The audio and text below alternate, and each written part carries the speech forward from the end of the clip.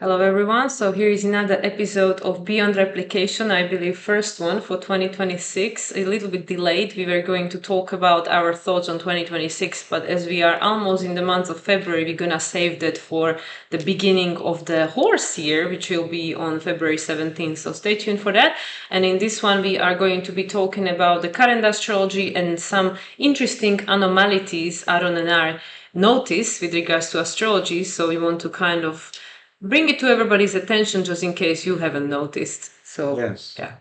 Yeah. So obviously the energy is packed. There's a lot of things happening in the world. There's a lot of tension rising within us. It's good to be able to figure out how to get that tension out in a way so that you're not drawn or driven to consume more of the stories, the narratives. And for a lot of us, we have no options. It's right in our back door. It's right in our face. So it's important to ground ourselves and realize that the future is now. You got to be present with yourself in order to get there. Otherwise, you're going to be pulled through the wake of whatever narratives are drawing your attention. So, along with what Mila was saying about the energies and the patterns that we've been noticing, we'd like to speak on some of the transformation happening here in relation to Mercury, for one, and Mars, and obviously Mars in its partnership with Venus. And so we want to talk about Mars and Mercury and what we've been seeing here in the charts and feeling within ourselves, seeing in the world. And it's all happening in relation to these transpersonal planets, the outer planets, Neptune, Uranus, Pluto. And these are big transformative energies. They're large cycle statics which fade into new expressions over time. Some of us are more tuned to those outer planets than others, naturally, but we're all experiencing them collectively as the world goes through transformation, as our culture, our society changes, as our technology grows. So this is what we want to speak on today. Yeah, especially as Neptune is just about to move back into sign of Aries. Tomorrow, Monday, we are recording this on Sunday, the 25th. And Moon just now moved into sign of Taurus, so we're trying to ground the energy because I was saying to Aaron that there's so much going on astrologically that I just don't have the capacity to remember all the aspects, all the transits, all the days. It's just too much. We are literally bombarded by information right now, everywhere, as you might have noticed with the state of the world. So yeah, Neptune is just about to move back into sign of Aries tomorrow, and it's there to stay until 2038, right? 2038, I believe, was the chart which is Neptune ingressing into the sign of Taurus on the zero analytic degree of Taurus. So interesting. Again, we're talking about astrology with Moon in sign of Taurus today. And all these interesting anomalies that we want to mention with regards to Mercury, Mars, and also Venus to a certain extent, conjunction we are looking at. All of these personal planets are connected to these interpersonal or evolutionary planets. As already mentioned, Neptune moving to sign of Aries will be ruled by Mars until 2038. And then we'll have Saturn moving into the sign of Aries next month on the 13th, 14th, depending where you are in the world, having a conjunction with Neptune on the 20th, on the analytic 0 degrees of Aries. So both of those will be ruled by Mars. Of course, Saturn's orbit is much shorter, so only for another 2.5 years or so. And then we'll have Uranus moving back into the sign of Gemini in April 25th, 26th, depend again where you are. And this will be the Mercury ruled in Gemini. So Mercury will be the ruler of Uranus for the upcoming 7-8 years.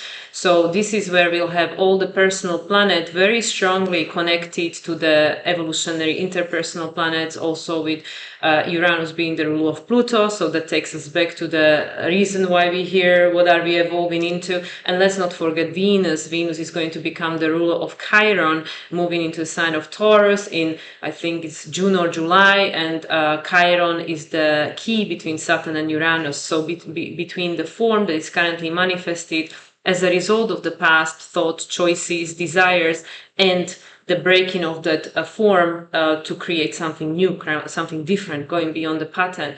So this is where we can see everybody is connected to everybody else, and together in this beautiful dance of cosmic orchestra and symphony, they're creating these new expressions. Yeah.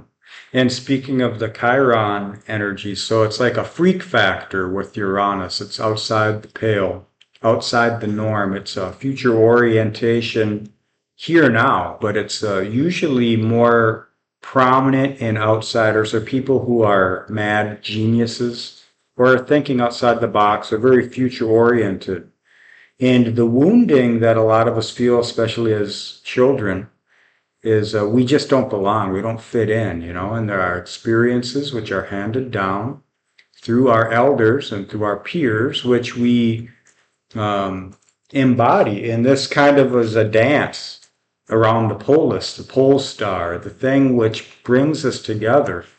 So we're weaving our stories, we're weaving the legacy together, not just the good, but the bad.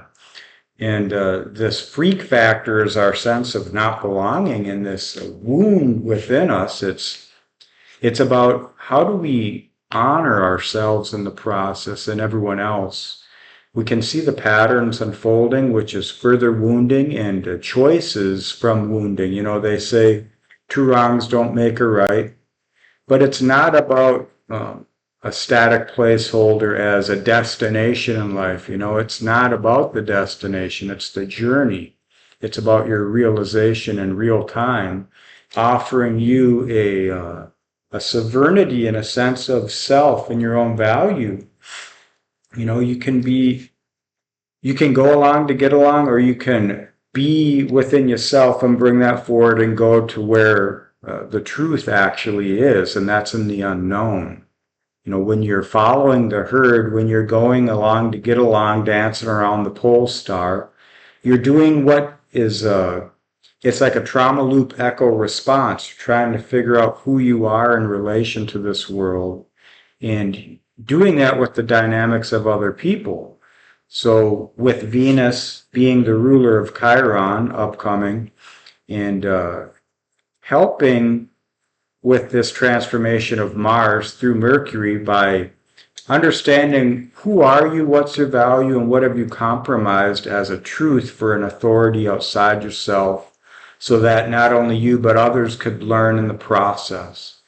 And we're seeing the stories of the past, this Wotanic energy, this need to preserve, protect the borders, the culture, the blood, the history, the legacy of what has been.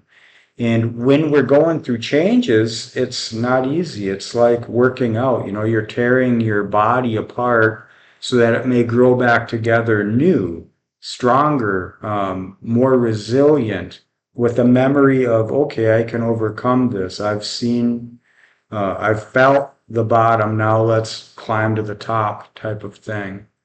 So we're moving through this psychic transformation, and we do it individually and collectively. So how do we honor ourselves in the process? And what is it all for? What could it be for? That's what we hope to kind of question, because the answers are always growing, just like the questions. Yeah, and I feel like these anomalies, which we pointed out and we're going to talk about, even though we didn't say what they were yet. I think these are really helping us with the process. So what we're talking about is Mars-Mercury conjunction, which I don't know if anybody noticed, but we just about to experience the third one out of 5 in the last few months, as of October, when they had the first one in the sign of Scorpio, then they had another one in November in a sign of Sagittarius. Now they have in one, where are they now? In Aquarius, right? Aquarius. Yeah, had one in, Aquarius, and 2 then days ago. No, 29th. What day is today? Yeah, so it's gonna be in 4 days. And then we're going to be having another one in Pisces, and the final one will be in the sign of Aries. So this is not very common, where we have Mars and Mercury these are the Mars and Mercury. Okay. So so they were on the 18th. So what is on the 29th? Is the Venus one? Let's see. Yeah, it's the Venus-Mercury conjunction. Yeah, my apologies. So that's the one that's happening on the 29th. So we have multiple conjunctions between these personal planets. As already mentioned, Mercury and Mars, they are conjuncting 5 times, and same is happening for Mercury and Venus.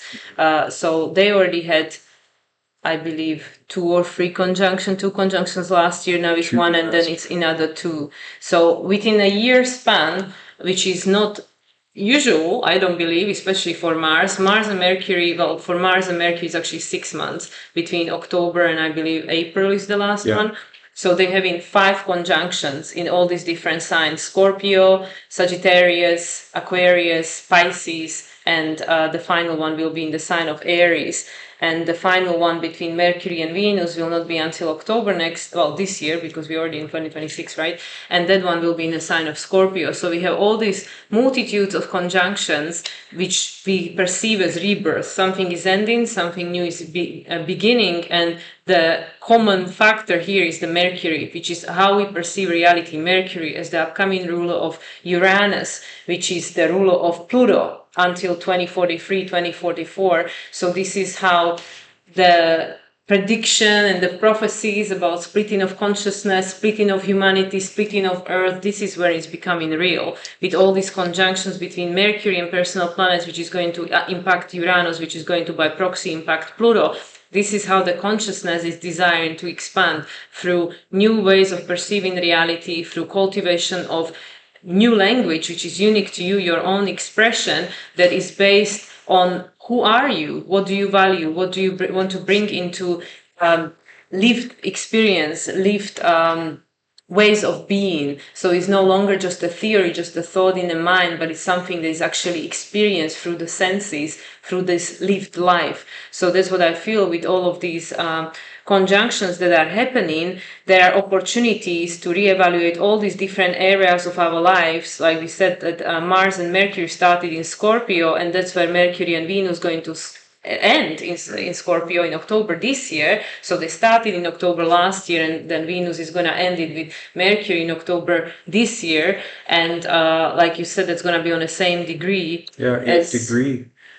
Yeah, so Venus and Mercury had a conjunction at 8 degrees Aries in 2024. Forget the date. April 11th, I believe.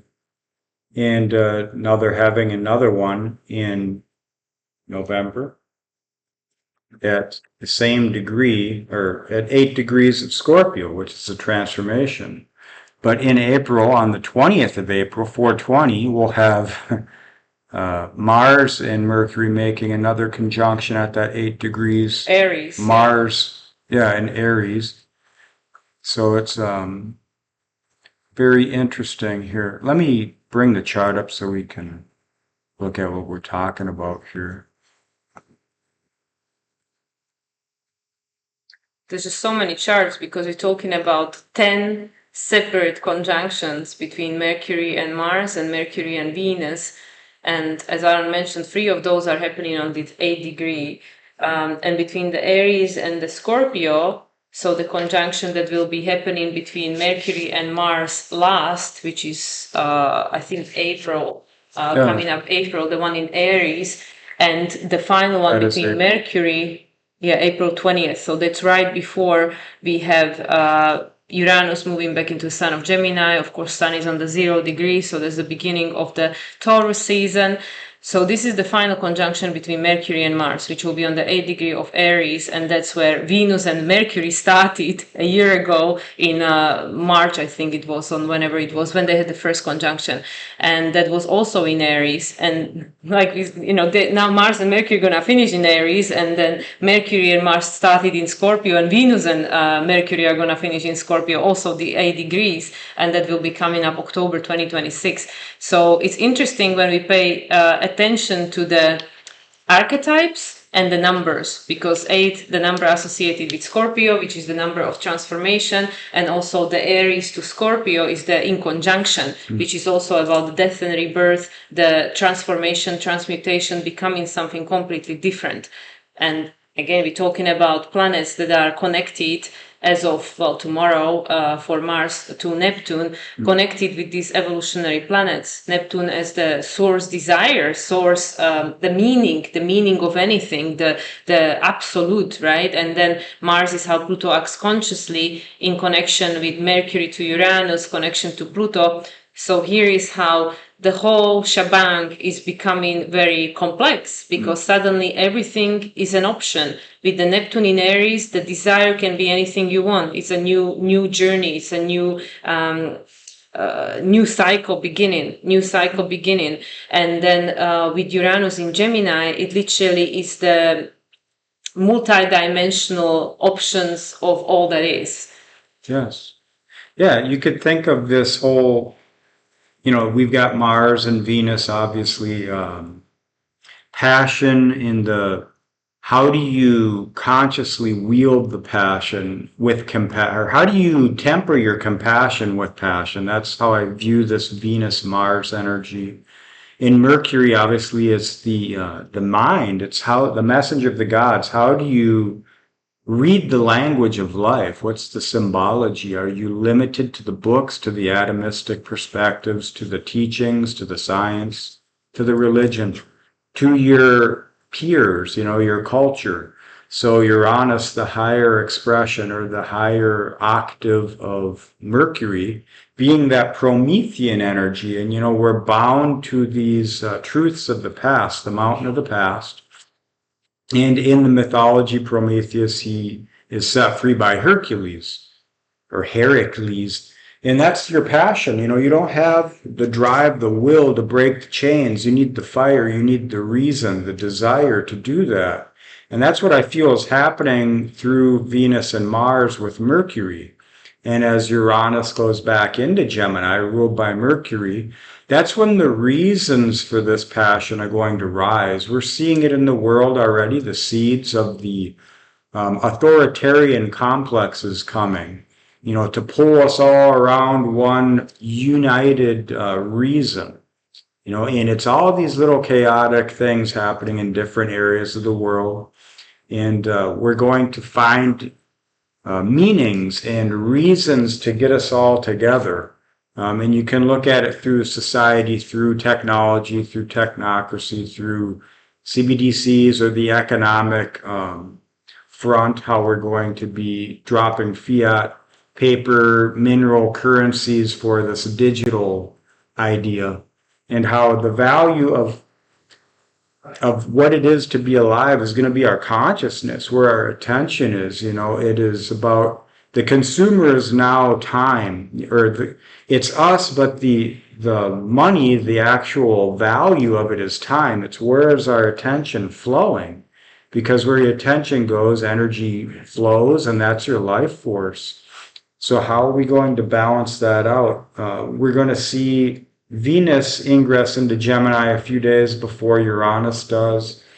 And we have the sun here at 0 degrees at this last conjunction between Mercury and Mars of 2026. And this is going to culminate with the Venus conjunction with Mercury at 8 degrees of Scorpio. And Right, yeah, in October. let me pull that up real quick. I believe it's right before the Libra new moon, we said. Yeah, October 6th, 2026. 8 degrees, 13 minutes. The sun will be at, 13 degrees, and we'll be having a new moon in Libra. On the 10th, yeah. Okay, a few days later. And in this energy, you could see right here, there's an opposition between Saturn and the Sun, Pallas, Athena, and the Sun. You see there's the action between the outer planets, Pluto, Neptune, Uranus. Here, all this energy that's in this large cycle creation, closing out the old, bringing in the new. So how do you bring this new spirit into form? What is your updated sense of your own value in this show, this movie, this drama we call life? And how do you apply that towards living? Rather than replicating, how do you get into the creative? And you can see there's a working transformation, an unconscious happening between Uranus and this Mercury-Venus conjunction. So Venus just coming out of a working transformative aspect with Uranus, bringing that awareness to Mercury and squaring, just coming out of the square with Pluto and coming onto a working transformative quincunx with Saturn. So Saturn will be informing us of our rebirth in this time, an updated sense of self from the depths of our own experiences. Well, and I mean, we had the Mars on the 5 degrees, which is the degree of Leo. The creation is also the chaos agent, which forces us to create in a perfect sextile with Uranus, the first sextile, which is the foundational, the Taurus. And of course, when we look at the Sun-Saturn opposition, and Mars is the ruler of Saturn on this 11th degree of Aries, plus there is that closing conjunction between South Node and Moon. Obviously, at the time, South Node will already be in the sign of Leo, with Jupiter over there it's technically a stellium. And going back to this Mars being the ruler of Saturn in opposition with the Sun, to me, what this represents straight away is that your value, like Saturn, you learning to become the creator, Mars in Leo, through chaos and things falling apart or unexpected situation happening. Of course, that's also the Uranus sextile. From the experience of us being currently in a human body, it might not be pleasant, it might not be desired, because Uranus brings unexpected things which we have to react to quickly. We don't necessarily have time to think about it and stuff. So with the Mars being on these 5 degrees in a perfect sextile in Uranus, being the Taurian sextile, being the ruler of Saturn in opposition with the Sun right before the new moon in Libra, so we can see the moon is coming towards the Sun, so it's closing, is that closing balsamic sextile, right, which is Aquarius. What we liberate in ourselves from is pretty much the story of Venus being the ruler of South Node in the sign of Libra throughout, I believe it was 2023, 2024, right? Because prior to that, Venus was the ruler of the North Node. Venus was the ruler of the North Node in Taurus. So we were learning in the after effects of COVID, like, what do I need? What do I desire? Where what I need is maybe not available, or how can I get my needs met? Then when we had the nodes in Aries Libra, we started to realize that, maybe my reality differs from yours. Maybe what you need is different from mine. Now we had these nodes in Virgo Pisces, which will shift, of course, in July when they're going to move into Aquarius Leo. So we learning from the experience. South Node in Virgo, ruled by Mercury, upcoming ruler of Gemini, Uranus. So we have the opportunity to learn from the past, look at this is all that's in manifested form that already happened on this planet. Now, there's nothing wrong with that, but is that in alignment with who I want to be, where am I going, who I'm becoming, which might be opposed by this Libra, by the culture, by the systems, by the, by other people, people that could be even close to you, your family, your friends, your loved one, doesn't matter, because we learning to individuate, right? With the sextile between Uranus and Mars being in this Leo, which is the creation, Leo, the rebirth of the innocence, the child within, like who I were before I became what this environment that I grown up in wanted me to be, or the result of the trauma, or the result of past belief system, or whatever it was. And of course, with Jupiter being in the sign of Leo by that stage already, entering the 3rd decan, which is of course the Aries decan connected to Mars, this is about expansion of, because currently as we're recording this, Jupiter is still retrograde in Cancer, expansion of the sense of self that is self-created. Mars in the sign of Mars being the ruler of Saturn in the sign of Leo is self-created. like, yes, nature or nurture, but now we are coming into the time in human history where it doesn't matter where you were born. It doesn't matter who you were born to. It doesn't matter what your ancestors believed was the one and only way. It doesn't matter. Like, literally, we are, especially this year in the year number 10, which is, simplified as 1, but it has the secret 0 there. We are in a year of a reset where you can create a foundation for becoming whoever you want to be. But you have to take a responsibility to create that. So it's your creation. It's no longer a replication of or continuation of something or someone that I can then point the finger at the external authority and say, oh yeah, that's your fault. So with the Saturn being in Aries and Neptune being in Aries, this is of course post conjunction, which is happening next month in February. There is a brand new cycle beginning between the two. All that is Neptune and Saturn, the manifested form, that is, is an opportunity for all of us individually and collectively to create something new. But what we will create depends on the choice. And what the choice is depends on how well you know thyself, right? Which is why we have this Mercury multiple conjunctions with both Venus and Mars. Mars, how Pluto acts consciously, what gives you the drive to get out of the bed in the morning, the fire, the desire, the passion. And Venus, the relational dynamics towards existence, towards yourself, towards another, and all that is that you are in relation with. So this is a very complex year in a sense, because there's so much going on, so much activity, and with all of these planets changing signs. Of course, Chiron, we can see at this stage, will be back in a sign of Aries for the final time on the analytic 29 degrees. So again, connected to this Mars on 5, it's saying that, well, we are still in this year of back and forth. Yeah. For Chiron, I mean, everybody else is still, currently still in that back, but going forth, by the end of April, Uranus will be back in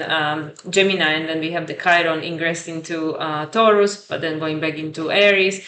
So this is still kind of like year where we have some of the residue of the past showing up, which we still burn in, the after effects of the snake year, then going to be completely burned to the core with the horse taking over in February, the fire horse. So we have a lot of shifting energy. That is the bottom line. There's a lot of shifting energy. And with regards to the 5 energy in that chaos, like in a sense, for one, it makes you be present. Because when things are happening that are out of routine, out of something that is expected or prediction, suddenly we pay attention, like, yeah, what just happened? What? We wake up from our hamster wheel, right? From our sleep state. So doesn't get lost on me that Mars there is on the 5 degree and 9 minutes, perfect, the culmination.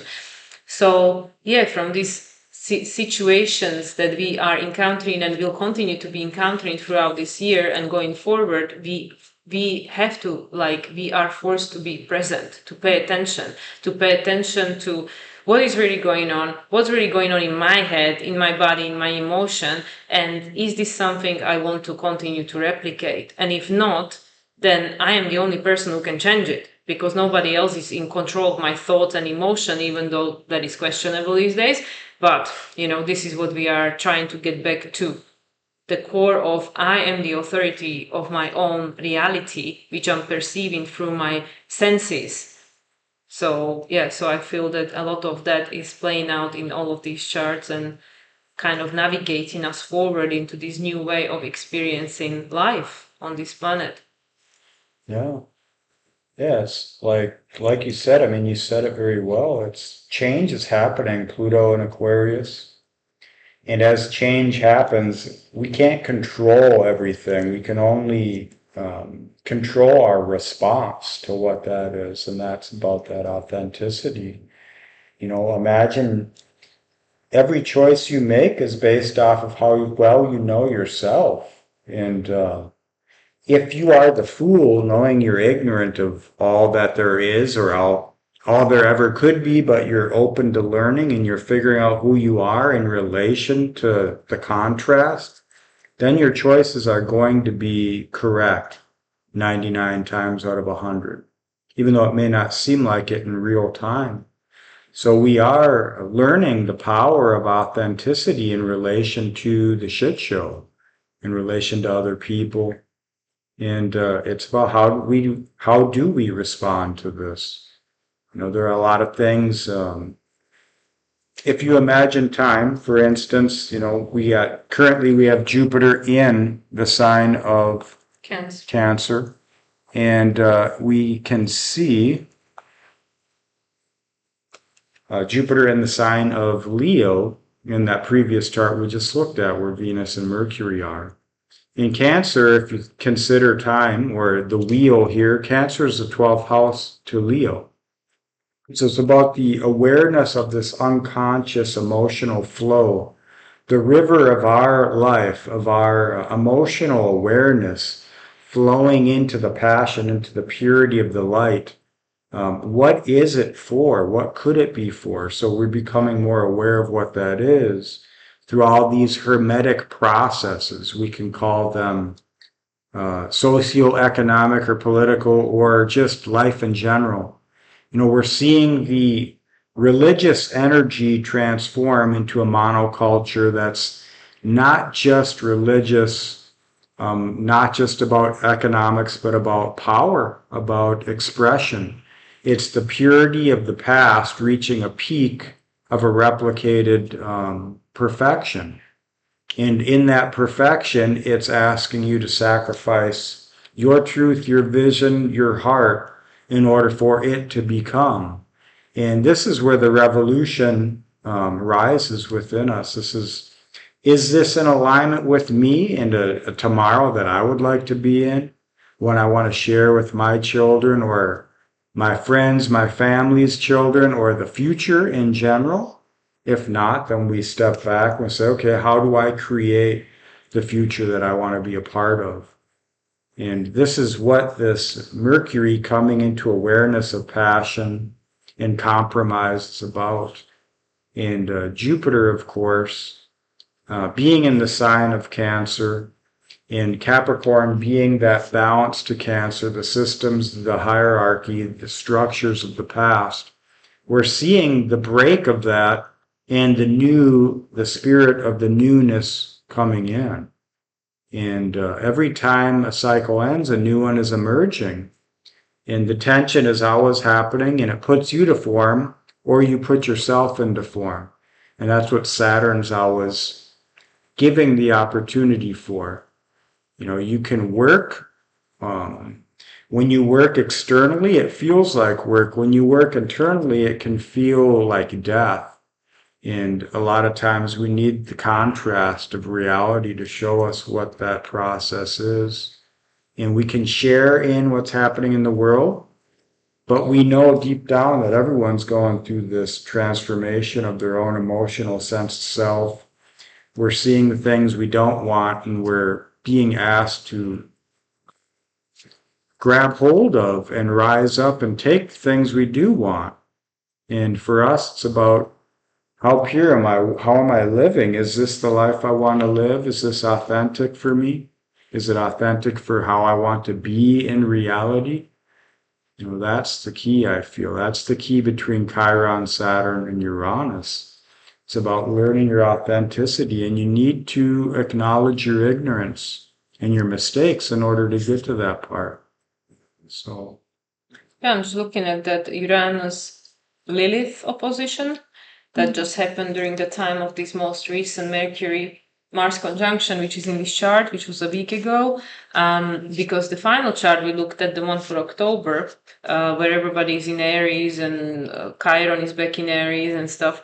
Lilith was at the yod, at the precipice of the yod, so she was in conjunction with Uranus and Mars, having that sextile. So to me that's interesting, because like you were saying about the external feels like work and the internal feels like death. So here we have the Lilith in Scorpio. This is a week ago. Lilith in Scorpio on a 28 degree. Obviously, that's number 10. We are in the year number 10. We have the Uranus on 27, the year number 9, which we just came out of.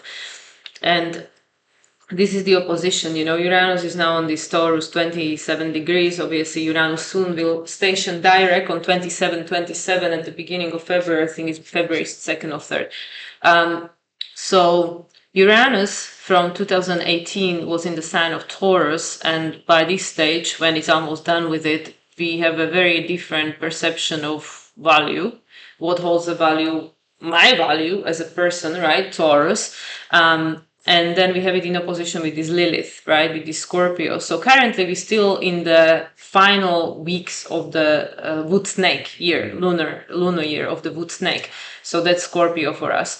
And Lilith, which is the shadow of our psyche, the shadow of who we think we are, the aspects of ourselves that we rejected, the fragmentation that we rejected because that was not allowed to be like this, to be like that. My immediate environment rejected it, so I had to reject it in myself.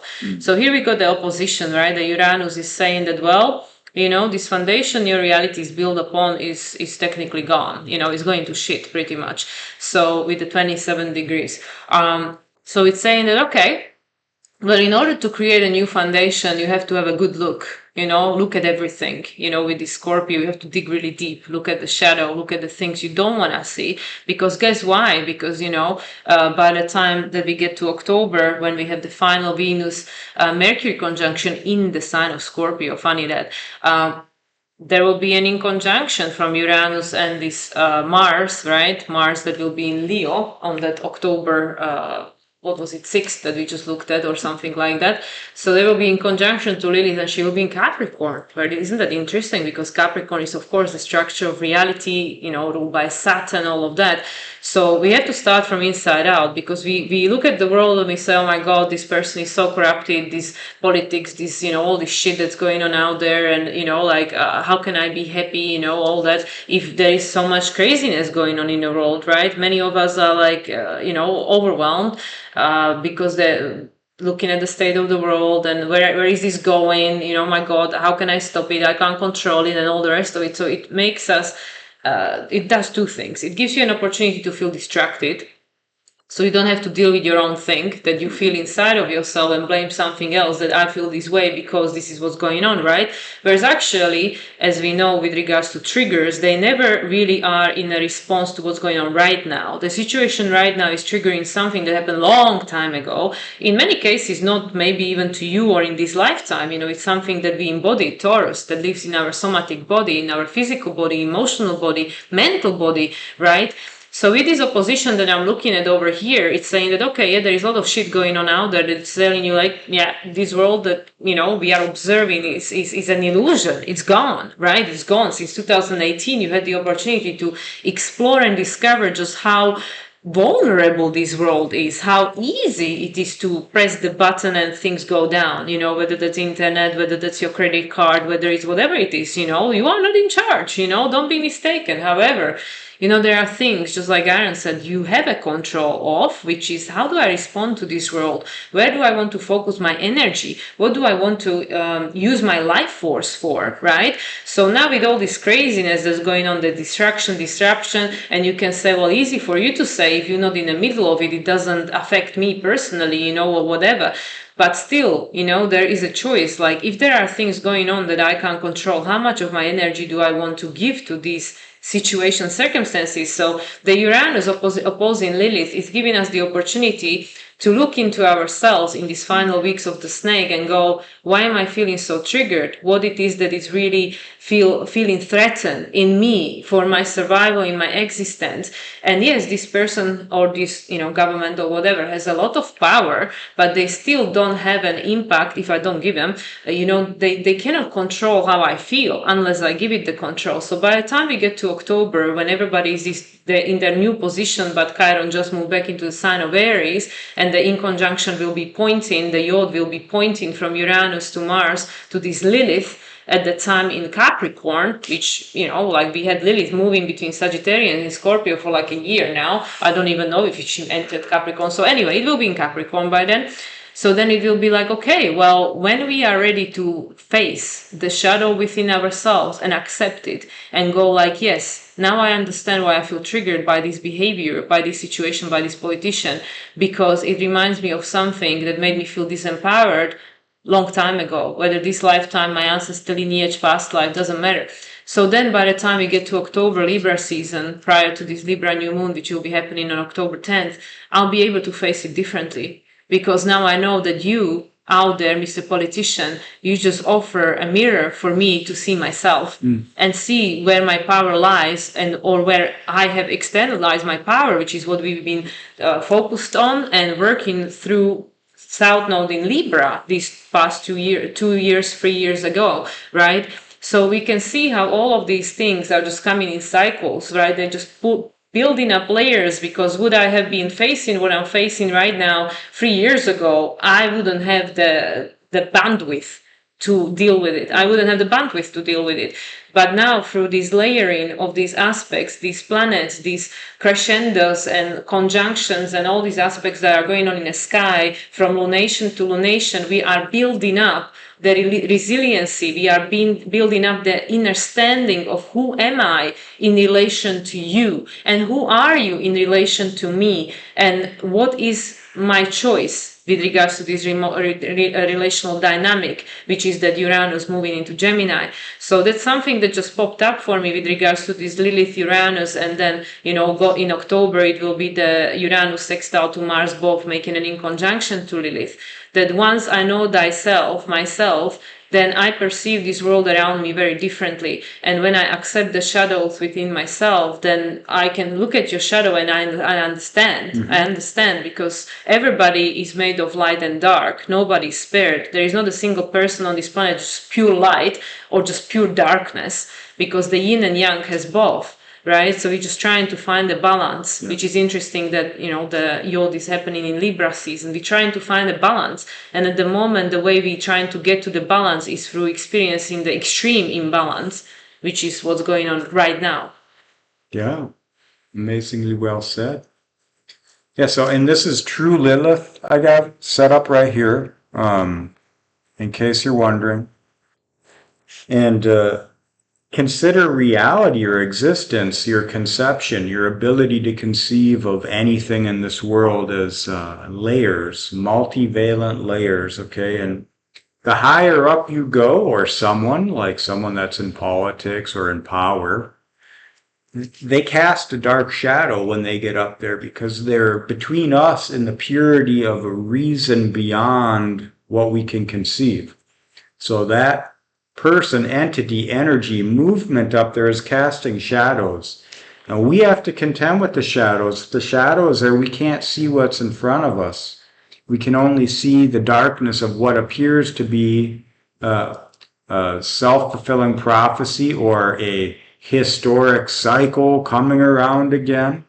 But when you go within and you become your own light, which is bringing online those repressions, the anima, the animus, everything that is taboo, expelled from society, exile, when you can find that within yourself, your language expands, your ability to compassionate other people and their experiences becomes a real thing.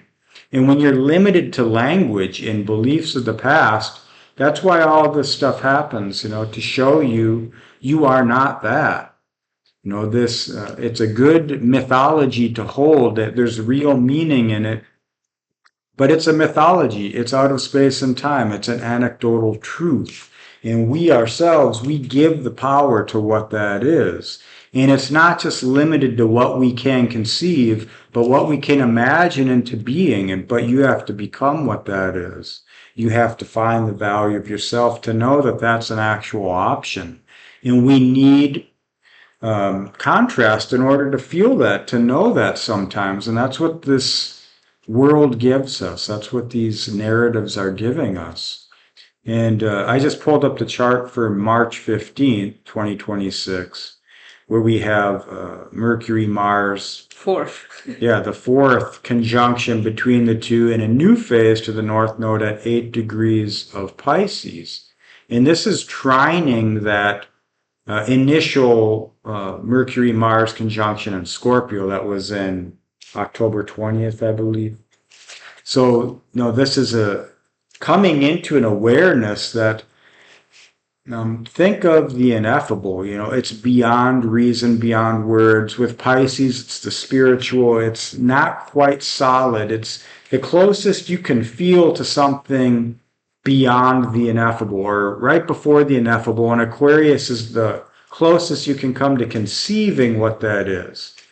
And whether you're beyond the pale in a mystic fashion where you're feeling all this energy that has no name, and you're creating a language of consciousness for yourself, or you're bringing in the form through the Aquarian model where you can begin to create a communal language other people can relate with.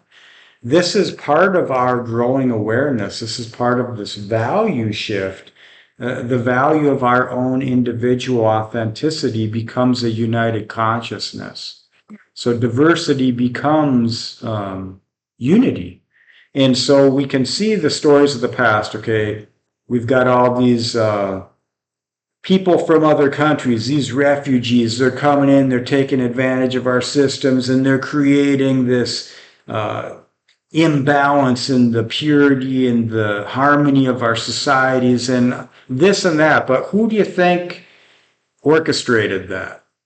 It's not just your government. It's not just the banks. It's part of a huge cycle, a season of psyche. And where you are in the layers of this psyche is what role you become. You can be a hero, a tyrant, a victim, a martyr, a savior at any layer of the onion. You can go up to the political sphere and be possessed by that energy, or you can be down low and become possessed by that energy. You have to separate what's truth within you, what is actually here as a static, and what's in tune with a living language of life, a dynamic flow. And that's what I feel we're learning in these times. That's what I feel the whole Aquarian model is. It's to get in touch with the purity of the cultivation of the fire of human heritage, to be alive, to be creative, to be in a flow regardless of the contrasting nature of reality. You may not be able to fly, okay? Maybe that's a rule, a law of reality, but you can dream it. You can create other things that elicit that spirit, that same sense in creation at a mundane level. It doesn't have to be a communal agreement between yourself and other people. It doesn't have to be limited to the language of the lowest common denominator. We're here to break free of old patterns and create a new sense of consciousness on Earth. And that starts within the individual, and it spreads as we can see it's happening now. And it's also a reason we see the emergence of technology such as AI and different wonder technologies, which will be coming out this year, which baffle our mind and make us question, how have we not heard of this before? Where was it last year? How come? It's kind of like if you look at airline tickets, a return trip is more expensive than a one-way. It makes, yeah. One way is more expensive Yeah, one than if way. you buy a return. So it's like, where's the logic in that with all the reasons as to saving gas and saving CO2? Yeah, and it's like the world is in this flux where right is wrong and wrong is right, and you have to choose the left-hand path from within yourself. Otherwise, you get pulled into the assuative thoughts of the past, the wake of something else. Yeah, and I'm again looking at the in conjunction over there, the exact in conjunction between Moon in Aquarius and the South Node in Gemini. Mercury ruled, of course, this is the Mercury Mars conjunction number 4 in less than 6 months.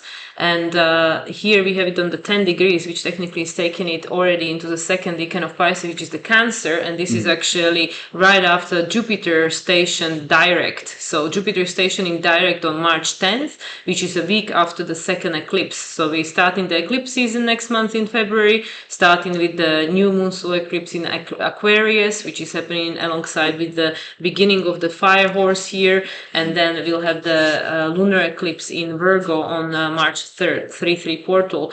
So 1 week later, on the 10th, Jupiter will station direct in Cancer. So we'll have this currently in this chart, March 15th, which is the fourth conjunction between Mars and Mercury in Pisces. We have Moon in exact in conjunction with the South Node, Mercury ruled in Pisces. So it's saying, just like Aaron just said, we have to go beyond the patterns. This Moon is in a new phase conjunction with Pluto, which is happening every month because Moon go through the entire chart in 28.5 days. So here we go. The in conjunction, which is saying that you can't really see yourself the way, or you can't see the past, because Moon is the memories, is the past, is the ancestor line, is the heritage of humanity. So we have technically, what is that? Well, it is obviously not an in conjunction because Jupiter is too far from the 8-degree point. But there was a trine somewhere there. I just seen. Oh yeah, the trine is between the Mercury Mars conjunction, Pallas, and the Jupiter over there in Cancer. So we throughout this Jupiter retrograde, which started on 11/11 portal and ends on March 10th, 2026, we were in a sense dissolving the old sense of self. So it's kind of like we were decomposing the old ego. We are still in the process now as we're recording this. We are decomposing the old sense of ego identity that is connected to all these labels. Where am I from, my culture, my religious orientation, sexual orientation, whatever. All these labels, they create the you that you will represent right here, right now, which is the role that you play in this avatar, right?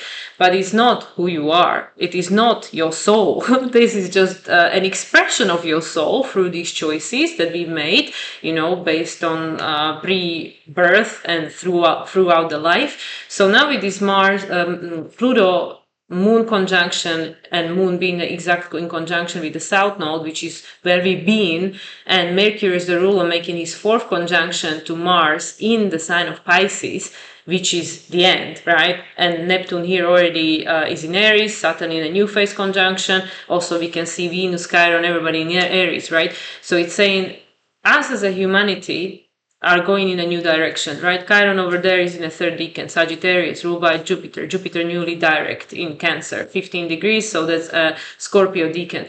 So it's saying that we are learning to remember who we really are, the true origin, Pluto, Aquarius, you cosmic, you are not from Earth. I am not from Earth. None of us are from Earth, right? We are currently on Earth. We've been here many times before, many of us, but we are not from here, right? So Pluto in this Aquarius 4-degree Cancer, right? Cancer degree is saying, remember beyond the labels, remember between the human heritage, and also the history is very questionable. Me and Aaron, we had this conversation many times. I don't believe anything I heard about anything that is past the oldest person alive on this planet now and what they remember. Because the stories we were being told are so easily written, and they have been many times. So I don't believe shit about the history of human collective from the books we were being learning, because these are from human, these are from men who was being paid by someone to write that. So I don't believe any history about humanity past the age of the oldest person on this planet, right? So that's just my personal approach to history. I'm not saying I'm correct, but I believe in our ancient history and our cosmic history, like not even a history, but origin, right? So with this Jupiter there making this trine to this technically still North Node, Mercury, Mars, Pallas, which is the wisdom, right? Pallas Athena, is making this trine, which is saying now, going forward, March 15th, going forward March 10th, when Mercury stationed direct, throughout this process of Jupiter station in direct, throughout this process of Jupiter retrograde as of 11/11/2025, we have the opportunity to start remembering, and we remember through the emotion. This doesn't feel right. Not in my name. This doesn't feel right to me. This is not who. Like, how many people will say, I don't want this person in a politics represent me, or like even Aaron said that, like, since when the politicians or the government of a country represents people of the country? Like, how many times, this person is someone completely different to you? They represent predicaments, not people. And the people are trapped in the predicaments, which are Hegelian dialectic, which are problem, reaction, solution oriented. And it's how you win any game. You have to create the rules of the game. You have to create the steps. You have to create the board. And to step out of that. And you can't win the game you didn't create. So when even all of these people that are on the public stage, they are not in charge. Even the people behind them are not in charge. Even that small percentage of population that owns everything on this planet, they are not in charge. They are possessed by something completely different. Consciousness, entities, doesn't matter. So how far do you want to go with all of that? So now zoom back into your own personal experience. If you look at this world and what you can't control, now with Jupiter by that point direct, trining all of this, the conjunction, north node, everything there, you have to remember that everything that's going on in this world and in your life, it is not about who you are as a soul. It is not who you really are. It didn't begin or end with you. It hasn't begun and it will not end with you. You are just here on a borrowed time to play your role, which is changeable. So this is where we are at with the moon in Aquarius. It's changeable. You don't have to play the same role. You don't have to continue embodying these 4 roles of this, as Aaron mentioned, this martyr, victim, prosecutor, or the savior. You don't have to do that anymore. Yeah, imagine we're just cultivating that spirit, that psyche. Imagine your soul is tethered to life, to this being. In this being, there is a rising spirit. The spirit merged with this body and mind create an awareness. Emotions are immortal, but emotions aren't you. They flow through you. The emotions hold an awareness of pain, sorrow, joy, pleasure, all of these things, and things we haven't yet named, haven't quite understood. And in that energy, other things are swimming, other entities, spirits are swimming. So you are giving yourself to the demons, to the angels, to the spirits of reality. And in this, it's just like your body. You've got trillions of bacteria and different cells in your body. This isn't even you. This is like a collection of different energies. And it's chaos. And that's what chaos is. It's creativity. And so in this world, we have these people who play chaos agents. They're unpredictable because they're in positions of predictability, but they're doing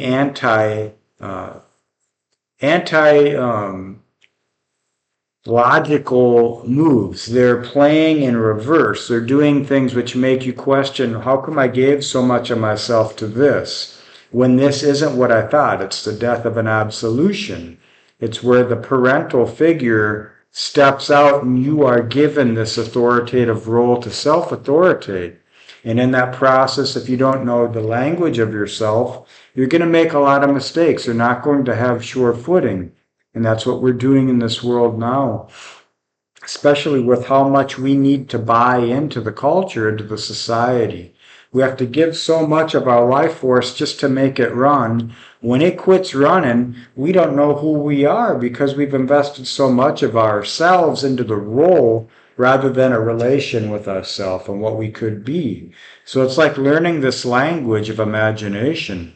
The mythologies of the past, the histories, these energies, they're true in the sense that they give you a feeling of the spirit, and you can feel what that is in the felt presence of losing your job, losing a loved one, having your freedoms taken away, or learning that your sense in simplicity and convenience has killed your actual spirit, your primal desire to live life and feel what it means to live. You give that away in relation because you're asked to play roles and be parts of this machine which doesn't honor you, and you have nothing left for yourself at the end of the day. So all this stuff happening is a chance for us to pull that back in and say, wait a minute, life can be beautiful. I can be beautiful. I don't need to look like the person on the front of a magazine or get approval from the masses. I just need to feel it within myself and bring that spirit out. And that's how we communicate. It's not through words, it's through our feelings. And if we're bound to the feelings external, of these situations which rise through the paradigm of this time, our cultural pressures and our societal expectations, then that's as deep as we can meet. So meet yourself deeper. That way you can meet other people deeper, beyond the facades. Yeah, absolutely. And I mean, this is a chart where Mercury is retrograde. So again, the realizations are going inwards. The realizations have to be realized within. And it's like the attractiveness between people is not necessarily based just on how they look, but how they feel being around those people. And that is determined by your frequency. So it doesn't matter. And I'm sure many people experience it. Like, even if you're around a beautiful person, but if they are not a nice person, if they're horrible, or if they, don't treat you well and stuff, then eventually you see beyond the facade of their looks, of how they look. You don't even see the pretty face or the perfect body or whatever, because of how they make you feel. You see the the vibrational misalignment between what is perceived and how it makes you feel, and that's pretty much the reality we are perceiving at the moment. It is made to look beautiful, like how especially people in US, like everybody look at USA and they think like people there are living the dream. They have everything to their disposal, all the conveniences, easy access to everything. But how many people in the US actually feel rich, or they feel free? Like they're constantly hustling because the cost of living is so crazy, like literally absolutely crazy. Unfortunately, the rest of the world is slowly but surely catching up. But majority of people in this world, in this land of dreams, are slaves in their own life. They're slaves because in order to uphold that standard of living in a country which has such a high price tags on everything, you have to sell more than just your time. You have to sell your soul. So that's what I mean. On a surface, people look at countries like America, UK, Canada, whatever, they look at it and they think like it's this perfect place, right? This golden opportunity for happiness. And I'm not saying it isn't, but I'm saying that at what cost, like that nothing really is what it looks. Even people looking at my life, they think, oh, easy for you, you just travel the world, you're living in all these beautiful countries, blah, blah, blah, whatever, doing what you love. Nobody really knows what's going on in my life. Nobody apart from Aaron, because he has to be witness to it at the moment. But nobody really knows anything about anything, right? So everything is just hypothetical. It's just assumption, right? The Jupiter, the stories that we create in our mind based on what we perceive. And, that's why even like I mentioned before, like even what we think we remember is hardly ever the truth. Because we remember it from the level of consciousness we have now, not the level of consciousness we were when it happened. Mm-hmm. So this is where the reality that we are really living and experiencing is much more fluid and much less static or solid. It has much less form than you think it has.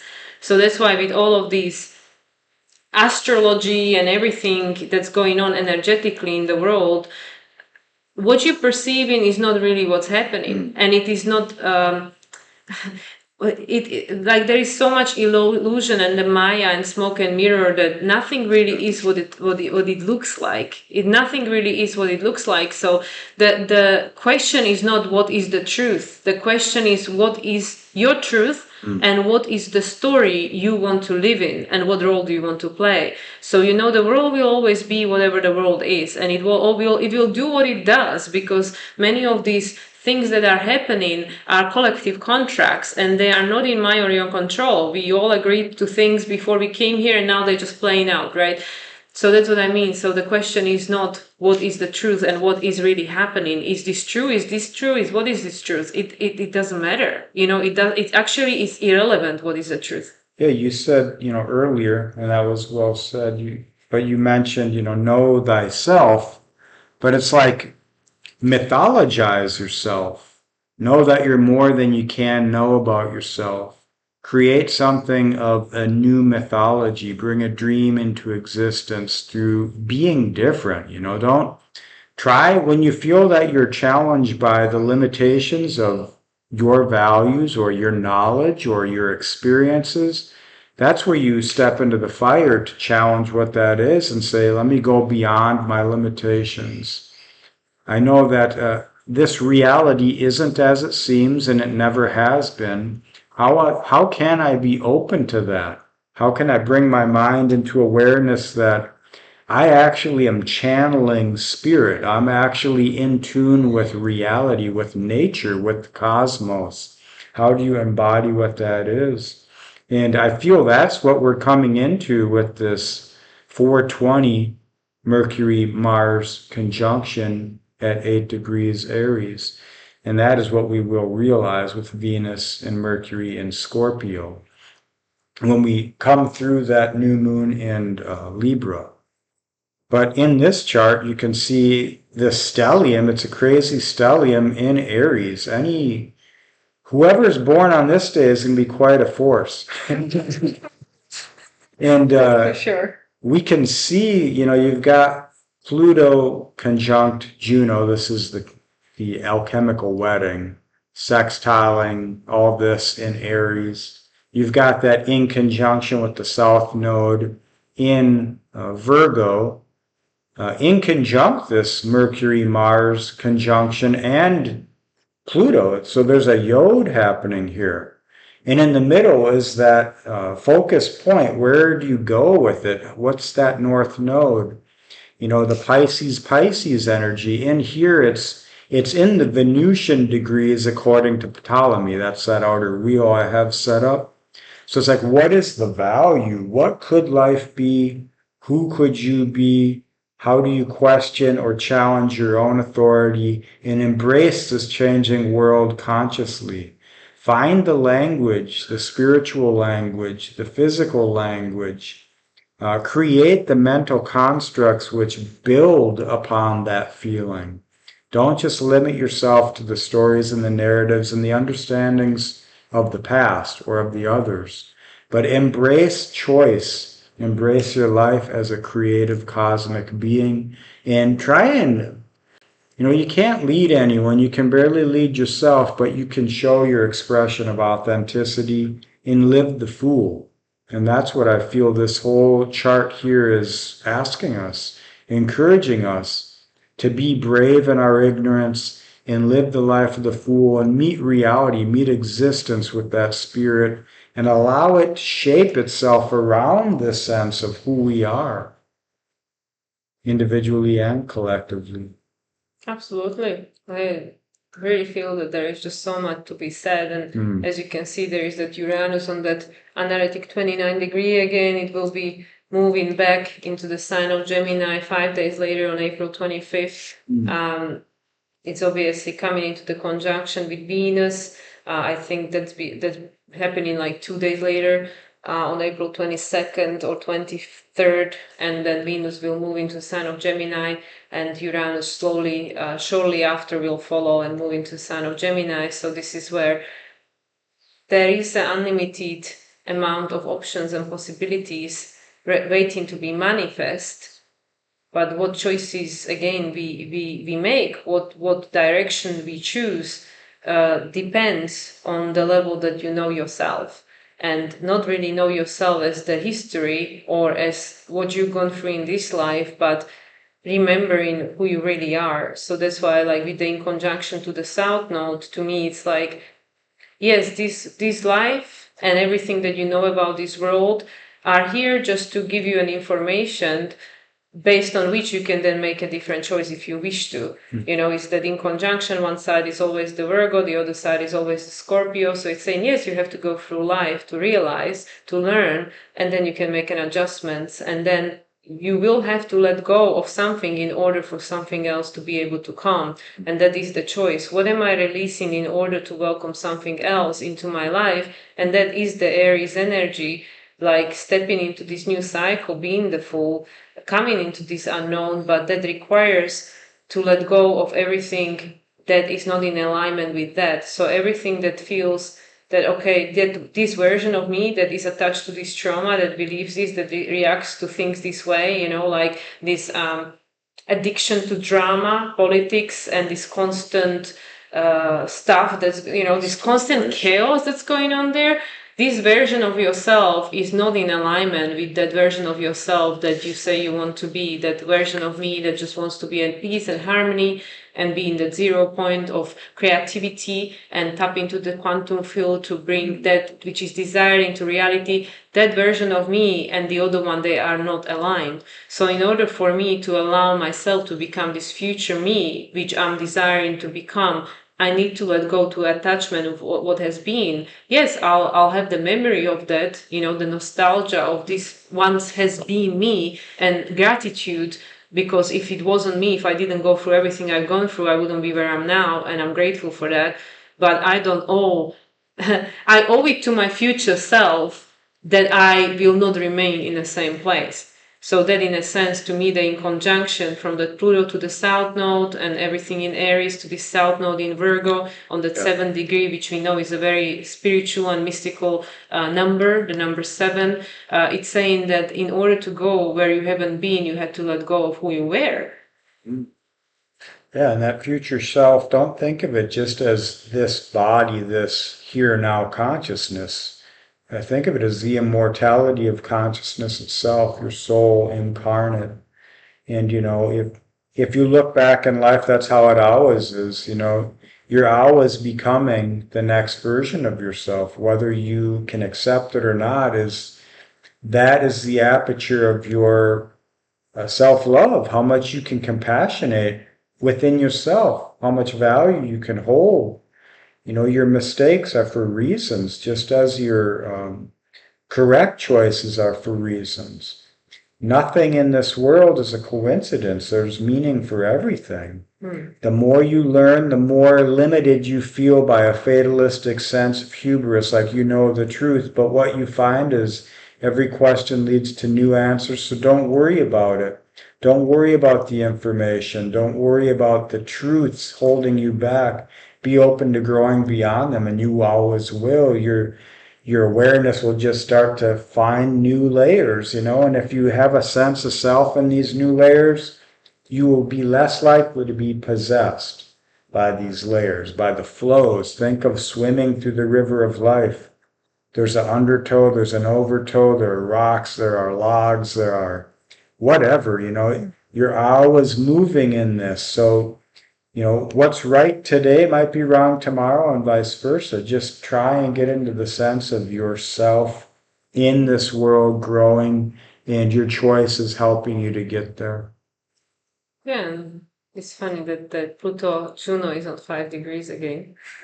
Just like in the next chart, the one for October, we have that Mars on that 5 degree and Uranus on 5 degree. I think it was the last chart, wasn't it? Yeah. Final chart. Oh, that's 2930. I think I'm pulling up the Venus chart. No, I think it's the last chart. That one. Yeah. That's the one. You got it. Yeah, so there we got the 5 degrees again. The Pluto in the last conjunction of Mars and Mercury on April 20th, and this is the final conjunction between Venus and Mercury on that 8 degree of Scorpio. So this is where it began between Mars and Mercury in October of 2025. So it's interesting that here again we have the 5 degrees activated with the Uranus and Mars, and this is the chart we pretty much started with in conjunction with that Lilith on 2 degrees of Capricorn. Yeah, so embody that difference. Exile yourself from who you thought you were to become who you might be, and you'll find unity with others, and that's how that new earth is created. It's a consciousness, and that's what we bring to this world. So bring a new consciousness. Don't be content with the stories as they are, and when the time comes, if you need to rise into your authenticity and do whatever it is in the physical world, you will do so with the spirit of knowing this, that you are not this, you are in this, and you can be more than this.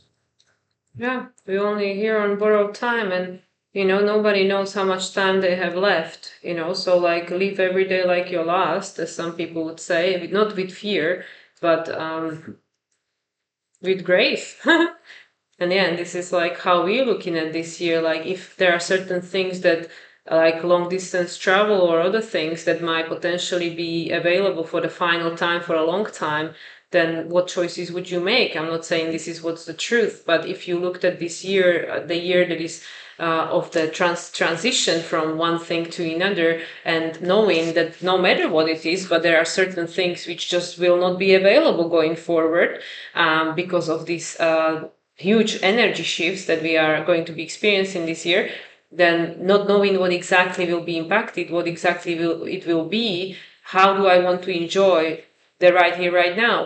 Not knowing that, okay, well, maybe some of these things that I'm taking for granted today, maybe will not be available next year. So then, enjoying life, perceiving and experiencing life differently with that in mind, that, nothing is guaranteed.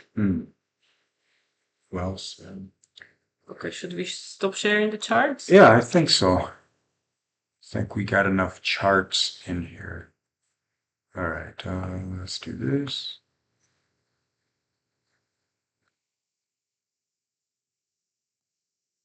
All right.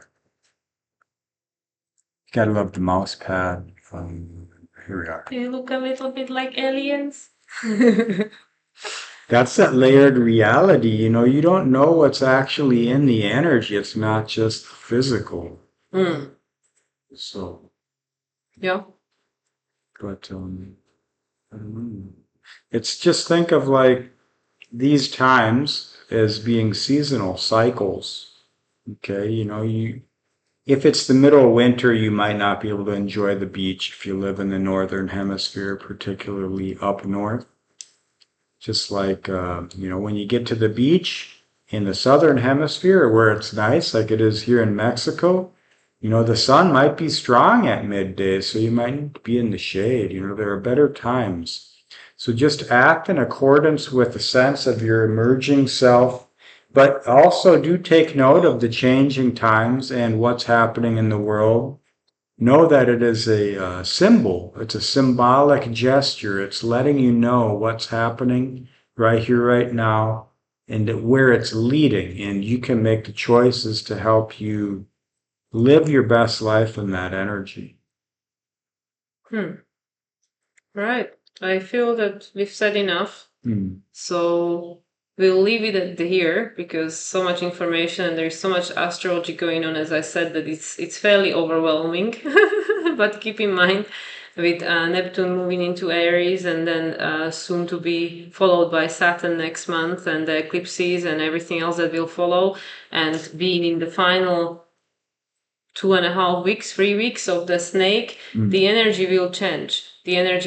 So like for some people like myself, for example, I feel like we are waiting for something, like we are on a hold or on a pause waiting for something. And in a sense, wherever you are and whatever is going on in your life, it is going to change. So, so in some way, if you feel that things are not happening, things are too slow, then perhaps enjoy the slowness because things are going to change. They're going to speed up, especially once we enter into the fire horse and all this masculine energy will take over the feminine with the Aries and Gemini, replacing the Pisces and Taurus. So, just be here now.